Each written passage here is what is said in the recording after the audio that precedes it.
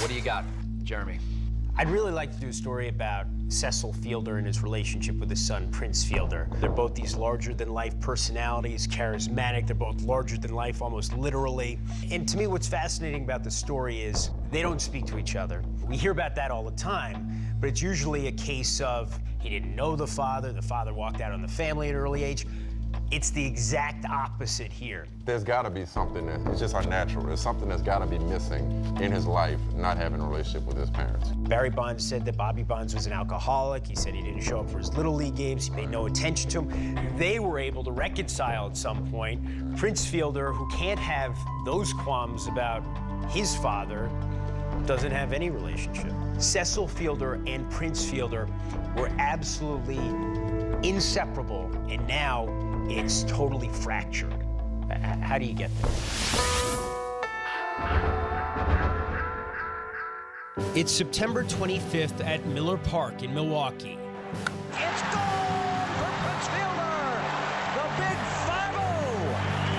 At 23, the Milwaukee Brewers' Prince Fielder becomes the youngest player ever to hit 50 home runs in a season, proving that slugging is in the genes. Prince's father, of course, is Cecil Fielder, the mountainous first baseman who in 1990 hit 51 home runs for the Detroit Tigers. The Fielders are the first and only father-son tandem to have both reached the 50 home run milestone. But at a press conference after Prince joined Cecil in one of baseball's most elite fraternities, he was anything but the loving son. Hopefully one day, whenever they mention my name, they don't have to mention his. There was more. He's not really the brightest guy. These days, when there's so much to be said and shared, nothing is said and nothing is shared. Until 3 years ago, Cecil and Prince Fielder were as close as a father and son could be. With Cecil Fielder and his son Prince. Major league clubhouses are often off limits to children, but Cecil made sure that for Prince, exceptions were made. You and Prince were much closer than the typical father-son. Oh, no question. I mean, come on. I mean, everybody's documented that part of it. I got some videotape of a new fielder on his way. Prince Fielder, 7-year-old. Hey, look at this guy, he's hitting dingers. You're pitching BP to him yesterday. That's what makes Cecil Fielder go right there. My Good pride and swing, joy. huh? My mom and dad were divorced when I was 16, 17, you know, rocky home, you know, those. I wasn't going to accept that. What I did was took some of that, and it really energized me to make sure that I was there for my kid. In the days before second basemen ballooned to the size of sumo wrestlers, Cecil Fielder was the game's preeminent slugger. He and Babe Ruth are the only players ever to lead the majors in runs batted in 3 consecutive years. John Doherty was Fielder's teammate in Detroit for 4 seasons. Fans, everybody wanted to see him hit another moonshot. People were crowding around at batting practice coming to the stadium early just because they wanted to see him hit the ball over the roof at Tiger Stadium. At the height of Fielder's heyday, he seemed to be everywhere with his sidekick Prince, his own personal mini-me. I remember thinking, you know, wow, when I have kids, I hope I'm this close with my kids. He just made it look easy. We did it. Growing up working class in Los Angeles, Cecil had none of the advantages he'd later afford his son. His path to Major League stardom was arduous. He spent 4 seasons mostly sitting on the Toronto Blue Jays bench. He didn't play his first full Major League season until the year he turned 27. Prince's path to adulthood in the majors could not have been more different. My son's never had a regular job. My son sat on the couch, played Nintendo, and watched movies in the movie theater. And went out in the batting cage, flicked the light on, took BP. My son needed a car, he drove a Mercedes.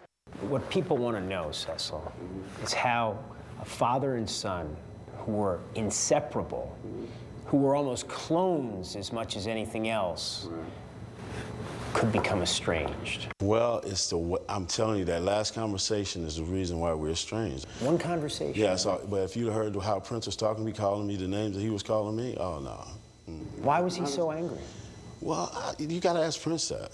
I can't answer that question. You won't talk to me? He ain't grown up yet.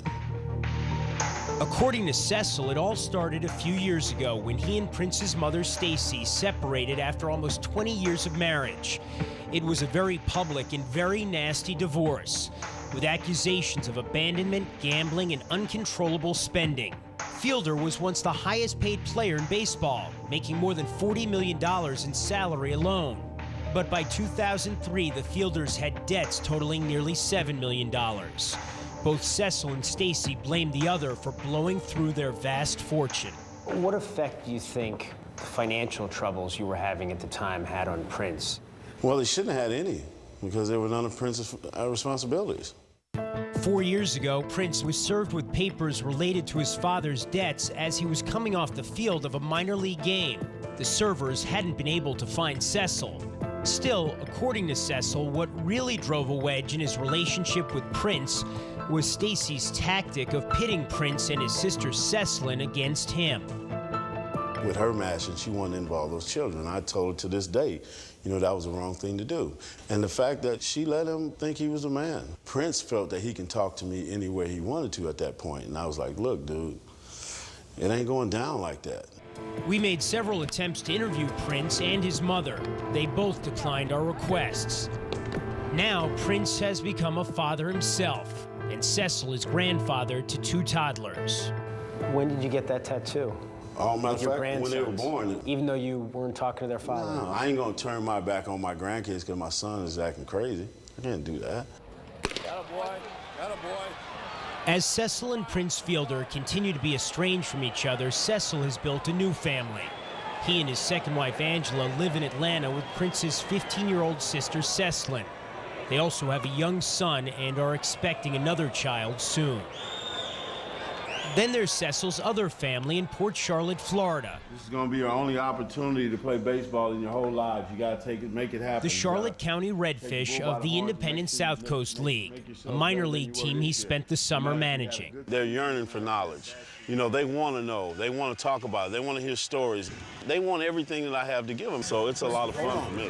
Whenever that boy's hitting and he hits a double, you get that ball and come back to second base. You can't. We can get him easy. Cecil says that last year he decided enough was enough.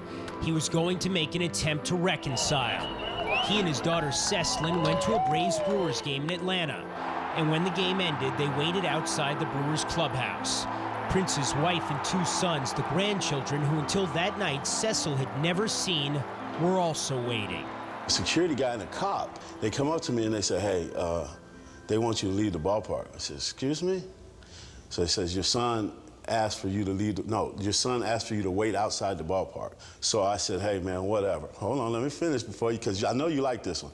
So I go up to my grandkids. They're with their mother, Prince's wife. So I say, hey, before I leave, let me take a picture with my grandkids, right? So this girl says, it's up to their father. So then I just left it alone. I said, you know, I will never, ever go to a baseball game my son plays, and I ain't going. I'll watch him play, but I ain't going. Because that was probably the worst thing that I've ever dealt with on a baseball field or at a ballpark, was my son, this kid that I raised in baseball, telling me to leave the ballpark. I ain't never going.